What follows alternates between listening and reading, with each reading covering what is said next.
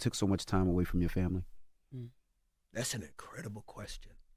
I think that any man, in my humble opinion, that is ambitious and driven will always look back and have regrets on how the people around them have had to suffer because of that. Because your family suffered, but you brought joy to people. You probably saved 1,000,001 lives with your music and your dance and the word.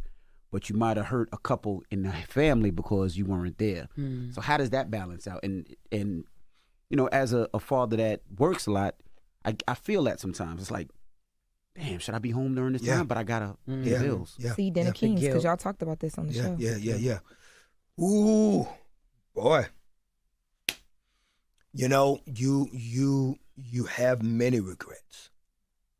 You have many regrets, and you have confusion.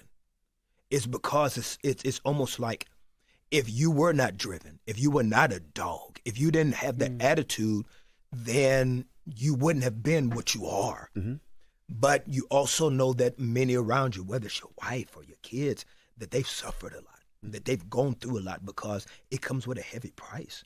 And I think that for me, mine also has another level of kind of dichotomy, is because you also don't want their kids' faith to be, I don't want having to do with Jesus because Jesus was the dude that kept my daddy away.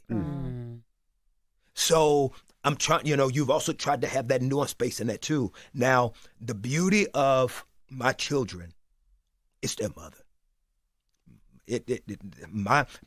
My children are great because of their mama. Tammy is like, she's just that Midas touch, but then her mama was that. Tammy's mama was that. Tammy's mama's like that with me, just that Midas touch. And she knew I didn't have a mama, so it's, bam, just that Midas touch. But yeah, you live with a lot of regret. You live with a lot of guilt.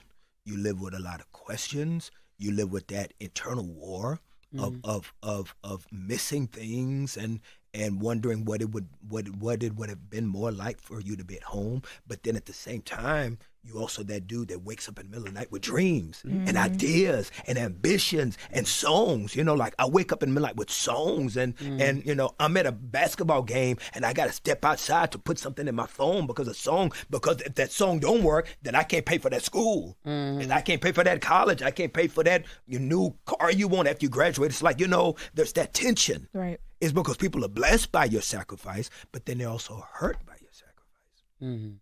Yeah. And I don't know all the answers. I just try to show up and be honest.